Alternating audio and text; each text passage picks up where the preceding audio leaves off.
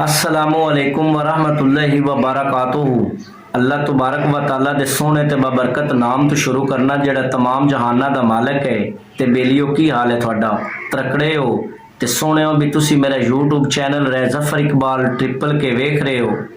मेरे चैनल नू सबसक्राइब भी करना है, लाइक भी करना है ते बैल आइकन नू लाजमी दबा लेना है। ते अज दी गल शुरू करने हैं। गल इस तरह है भी एक शिकारी होंदा है ते शिकार वास्ते ना जंगल जांदा है ते जंगल जाके ना शिकार करदा है।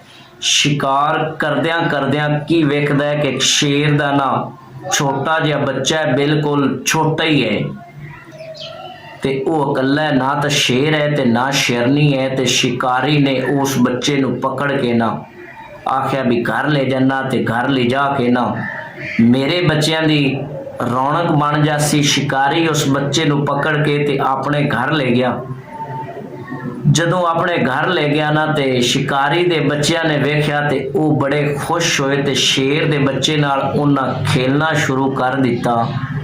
ते जदों खेडना शुरू कर दिता ना वक्त थोड़ा जिहा लंघिया ना ते शेर दे बच्चे नू भुख लगी। ते जदों भुख लगी ना शिकारी ते उनके घर वाले बड़ा परेशान हो गए कि ये तो माँ का दुध पींदा ते हुण दुध भी कोनी है ते की करिए। शिकारी दे ज़हन दे विच ख्याल आया कि मेरी बकरी एक जिहड़ी है ना सूई हुई है, क्यों ना उन्हां दे बकरी दे बच्चों के नाल इहनूं छड्ड के ना ते बकरी दा दुध पिवाया जावे।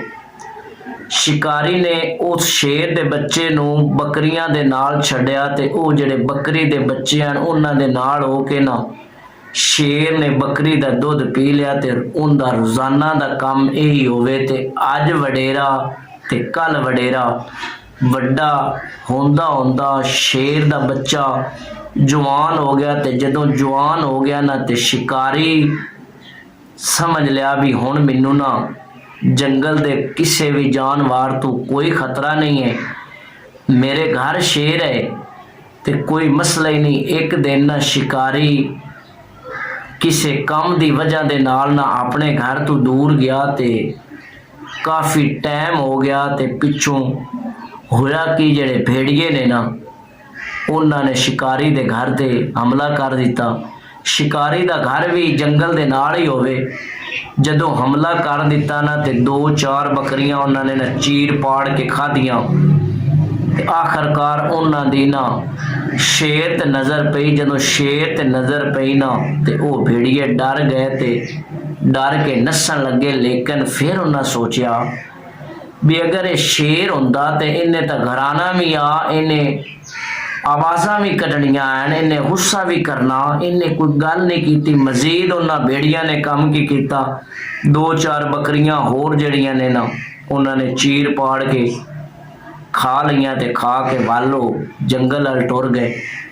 पिछू जदों शिकारी आया ना ते उन्हें घर आके वेख्या ते उनका नुकसान हो गया बड़ा। ते उन्हें सोचा भी शेर दे होंदियां मेरे जंगल दे जानवर जेड़े ने वो नुकसान कर गए ने, वजह की है। ते उन्होंने वजह का उस वक्त पता लगा भी शेर दा जेड़ा बच्चा है ना बकरियां दे बच्चों दे नाल रह के ना बकरियां च रह गए ते शेर दा ज़हन भी बकरियां दे बच्चों तरह हो गया।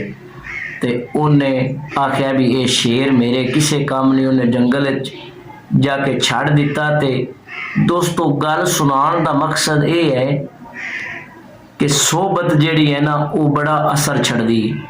जियो जी बंदा सोबत अख्तियार करदा है ना, जियो जी बंदा महफल दे विच जांदा है, उस महफल दा उस बंदे ते असर शुरू हो जाता है। अगर बंदा चंगी महफल करता है, सियाणिया बंदियां दे कोल बैठदा है ते उस बंदे विच ना जिहड़ियां सियाणियां आलियां ते समझदार आलियां खूबियां होंदियां ने ना वो आ जांदियां ने। अगर बंदा बुरी सोबत अख्तियार करता है, बुरे लोगों कोल उनदा उठना बैठना है ते वो बंदा जिहड़ा है ना उनदे विच बुराई वालियां जिहड़ियां गल्लां ने वो शामिल हो जांदियां ने।